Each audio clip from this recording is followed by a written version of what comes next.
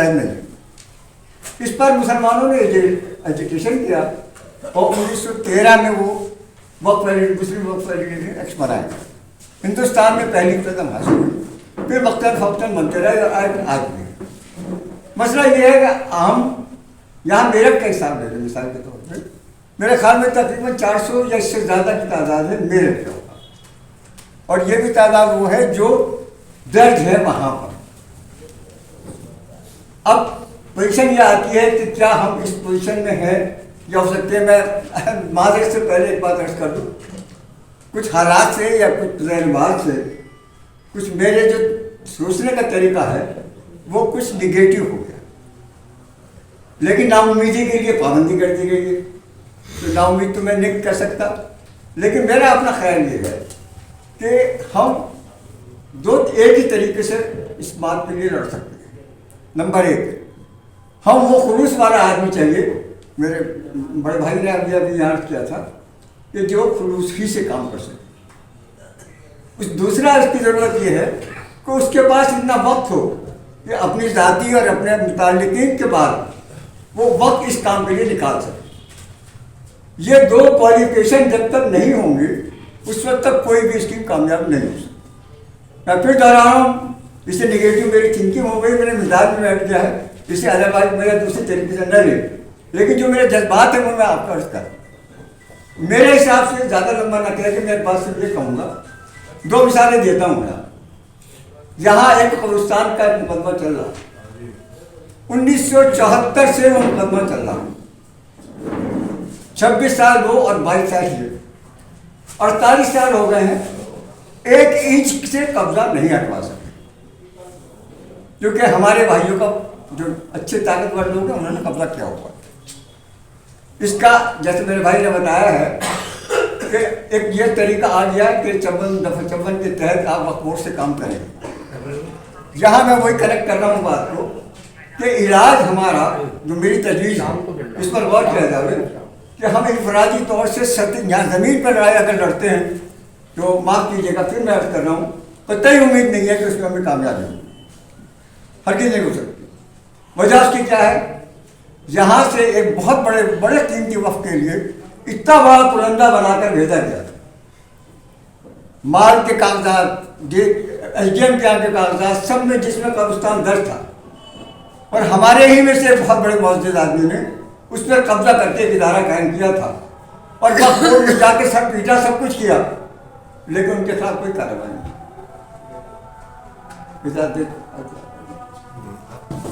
इसका सबसे आसान तरीका यह है कि हर जिले के लिए एक रजिस्टर है, वो रजिस्टर ऑडिटर के पास रहता है, ऑडिटर यहाँ मौजूद है, उनके यहाँ से आप कोशिश करके ले सकते हैं, पूरे जिले की आपकी तफसील मिल जाएगी। इस तरह के जिससे जो अवेलेबल है वो लिस्ट हमें मिल जाएगी। और दूसरा हमारा जोर जो है वो जिस तरीके से भी हो सकता है, सियासी एतबार से, कानूनी एतबार से, इलाहाबाद हाई कोर्ट में कोई ऐसे 1 या 2 मुखलिस हमें, सिर्फ इलाहाबाद हाई कोर्ट में ऐसे मुखलिस हमारे वकील मिल जाए, क्योंकि मैं कोशिश करके फेल हो चुका हूँ कि वहाँ अगर हमारी कोई ज़रूरत है कि हमारी तजवीज़ है उस पर हाई कोर्ट में अमल करने के लिए कार्रवाई कर सकें। तीसरी बात जो आखिरी है वो ये है कि हमें हर किस्म पर, हर तरीके से ताकत का इस्तेमाल करके हमें वक्फ बोर्ड में अगर इस्लाह करा सकते हो वहाँ करा दें। अगर देखिए चौकीदार अगर ठीक होगा चौकीदार, तो फिर उसमें नुकसान नहीं हो सकता। अगर वक्फ बोर्ड में सख्ती से कार्रवाई लेने की जो उसके पास राइट है, जैसे मेरे भाई ने बताया, अगर वो किसी भी ऐसे मुतवल्ली के जो इस तरह से नाजायज़ काम करता है और आपके मुताबिक उसके खिलाफ कार्रवाई कर रहा है, तो दूसरा मुतवल्ली करने की जरूरत नहीं आएगी। हमारे सामने सिर्फ एक मुखालिफ रहेगा, वो रहेगा वक्फ बोर्ड और हम। हमारे सामने मेरठ के 400 आदमी मुखालिफ नहीं होंगे जो मुतवल्ली बने हुए हैं। 400 में हो सकता है 399 बदकिस्मती से हमारा फेस करने लगेंगे, शायद एक ऐसा हो जाए जो ठीक करता हो। तो ये मेरी तजवीज़ें हैं। इस पर अगर कोई गौर करके इस पर अगर राय बनती हो तो इस पर कार्रवाई की जा सकती है। आप बताएं क्या करें।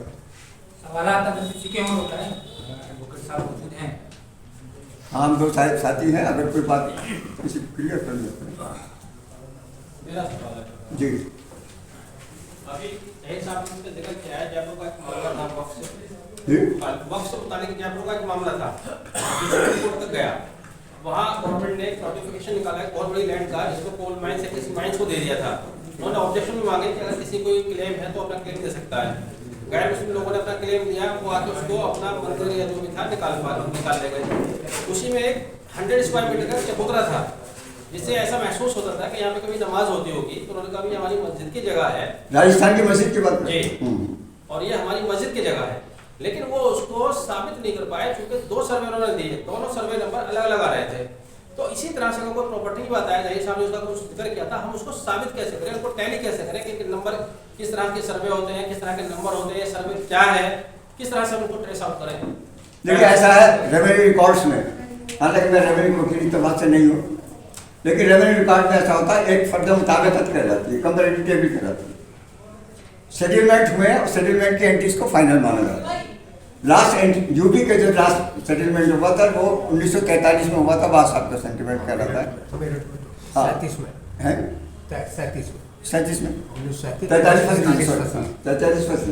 1937 में उसकी एंट्री में जो नंबर पड़ा हुआ है, उसके बाद चकबंदी शुरू हुई है, वो चल रहा था। चकबंदी में एक दफ़ा शायद फॉर्म 41 है, ये कौन सा, उसमें 41 ही है, हाँ, उसमें पुराना नंबर ये था, नया नंबर ये। वो इस तरीके से चकबंदी में जो हुआ था वो फाइनल है, तकरीबन शायद उसके बाद अभी कोई चेंज नहीं हुआ गालिबन, तो उससे डील किया जा सकता है। वक्फ सर्वे क्या होता है? वक्फ सर्वे, वक्फ सर्वे का ऐसा है, ये जिम्मेदारी हर स्टेट के अंदर एक वक्फ सर्वे कमीशन बैठा है, जो स्टेट में हेडक्वार्टर में यहाँ लखनऊ में बैठा हुआ है। उसके साथ हर एक असिस्टेंट हर डिस्ट्रिक्ट में ऊपर है, जैसे सहायक वक्फ अधिकारी या अधिकारी है, वो कहते हैं असिस्टेंट वक्फ कमिश्नर। उनकी ड्यूटी है जैसे और रेवेन्यू स्टाफ की है कि जितने उनके एरिया के अंदर वक्फ है उसका स्पॉट पर जाके वक्फ करेंगे, सर्वे करेंगे, और जो वो वक्फ पाए जाते हैं वो अपने यहाँ रजिस्टर में, जैसे लोगों के खेती के नंबरों के हिसाब से उनके नाम लिखे जाते हैं, ये इसका खेत है, इसका खेत है, ऐसी जो वक्फ है वो सर्वे करके करेंगे। दफ़ा 4 में गालिबन सर्वे है, 6 में ऑब्जेक्शन है, 8 में उसकी अपील है। उसमें सुप्रीम कोर्ट ने राजस्थान के एक केस में गलत फैसला किया था। एक गैर मुस्लिम ने कहा था कि 1 साल की मियाद है, जैसे मेरे भाई ने बताया था जज साहब ने, 1 साल के बाद कोई चैलेंज नहीं किया जा सकता गजल नोटिफिकेशन के साथ। उसमें तरीका ये होता है कि सर्वे कमिश्नर लोकल अपने ऑफिस में भेजता है लखनऊ, जैसे यहाँ यूपी का मामला है, वो जो वहाँ का कमिश्नर बैठा हुआ है जवाहर भवन में बैठता है, वो भेजेगा वक्फ बोर्ड को। वक्फ बोर्ड जो यूपी स्टेट का गजट निकलता है उसके अंदर वो गजट नोटिफिकेशन होगा। मेरे आंखों से जो गुजरा हुआ 1981 के बाद कोई गजट मेरी आंखों से नहीं गुजरा है, उस वक्त तक गजट नोटिफिकेशन है। उससे बहुत सी ऐसी प्रॉपर्टियाँ हैं जो वक्फ बोर्ड में दर्ज नहीं है, लेकिन उस वक्फ के गजट नोटिफिकेशन में है। तो हर स्टेट में ऐसा नोटिफिकेशन होता है, उससे लिंक किया जा सकता है। यानी कि अगर कोई वक्फ करता है, आज मान लीजिए मैं कोई जमीन वक्फ करता हूँ, तो क्या उसका सर्वे होगा उसका? नहीं, वक्फ करने के लिए जैसे भाई ने बताया था 3 तरीके हैं। एक तरीका है किसी दस्तावेज के जरिए रजिस्ट्री कराया जाएगा, वो वक्फनामा कहलाएगा। दूसरा तरीका है बाय यूजर, इस्तेमाल के तौर पर। एक जगह है, किसी का पता नहीं क्या था कि जिसने भी दी होगी कब्रिस्तान के लिए दे दी, और वो कब्रिस्तान के तौर पर इस्तेमाल हो रही है, उसका कोई दस्तावेज नहीं है। इस पर यहाँ तक भी सुप्रीम कोर्ट की रूलिंग है कि अगर कोई कब्रिस्तान इस्तेमाल हो रहा है और उसके बाद उसमें तस्वीरें बंद कर दी गई है, तो भी कब्रिस्तान की नौयत वही रहेगी, वो चेंज नहीं होगी। और तीसरा है बाय डिक्लेरेशन। चंद आदमी के सामने आज कोई आदमी डिक्लेयर करते कि मैंने प्रॉपर्टी डिक्लेयर कर दी कि मैं वक्फ कर रहा हूँ, तो वक्फ हो जाएगा। तो ये 3 तरीके से था, लेकिन आज के हालात में जो जारी है, और ये हमें मुझे रखनी चाहिए, बल्कि यकीन रखना चाहिए कि बहुत मुश्किल से अगर दस्तावेज की बुनियाद पर हम साबित करेंगे तो होगा, बड़ा नहीं।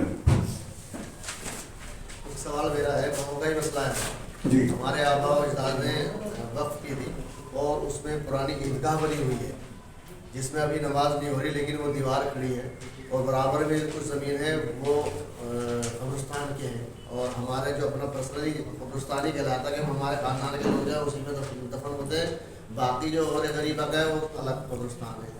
अब मैंने उसके बारे में रिपोर्ट निकलवाई, तो वहाँ पे विकास भवन मुजफ्फरनगर में जब गया तो उन्होंने कहा कि आपका ये एक चक नंबर ये रजिस्टर्ड है, 265 नंबर उसका चक है, तो वो चक नंबर रजिस्टर्ड है, वक्फ बोर्ड में दर्ज है।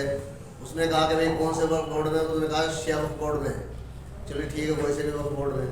मगर मैंने जब आके यहाँ पे तहसील में उसका सर्वे कराया तो उसमें देखा कि हमारे जो पुराने नाम थे उनकी जब कुछ नाम तो वह हैं जो पाकिस्तान चले गए थे, सब मतलब इस वक्त नहीं है, और कुछ हमारे ख़ानदान के अभी भी चले आ रहे हैं, जिसमें वालिद साहब का भी नाम था और फिर हमारे नाम भी चढ़ गए।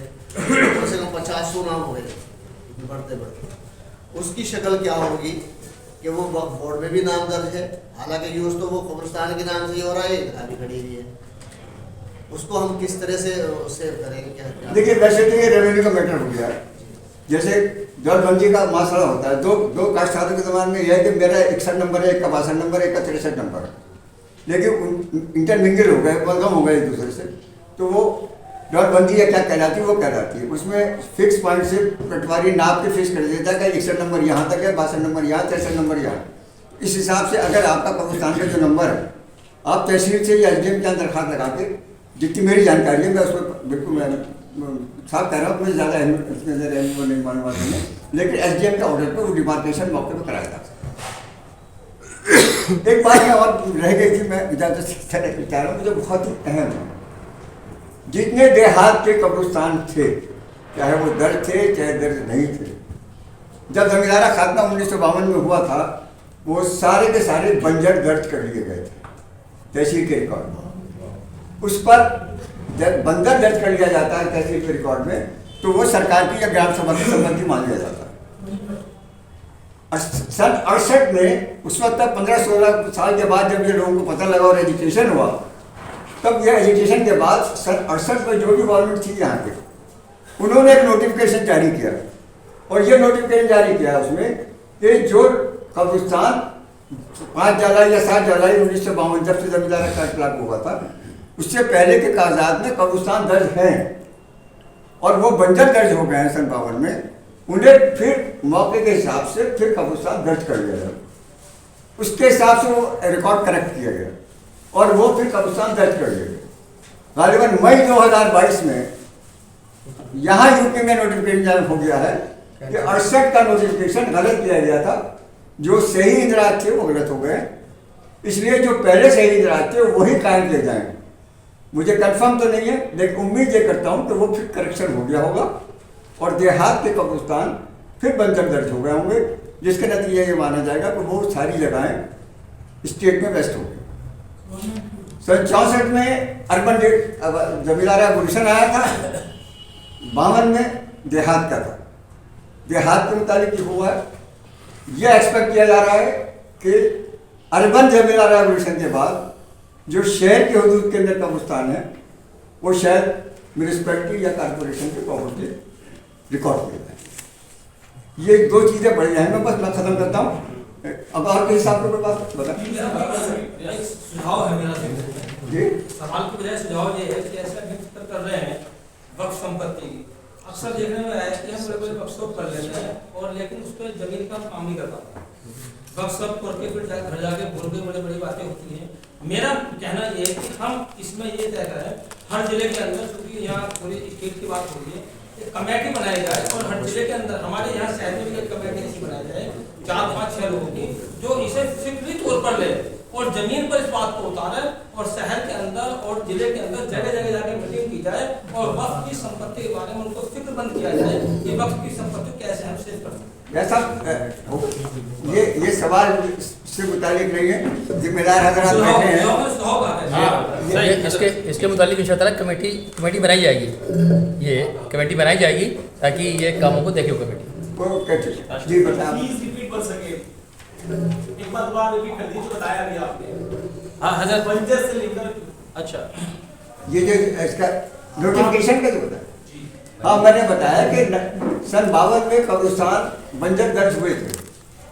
सन 68 में एक नोटिफिकेशन स्टेट गवर्नमेंट का आया था कि जो पुराने कब्रिस्तान पुराने कागजात से साबित हैं, उन्हें फिर कब्रिस्तान दर्ज किया जाए, वो फिर कब्रिस्तान दर्ज कर लिए गए।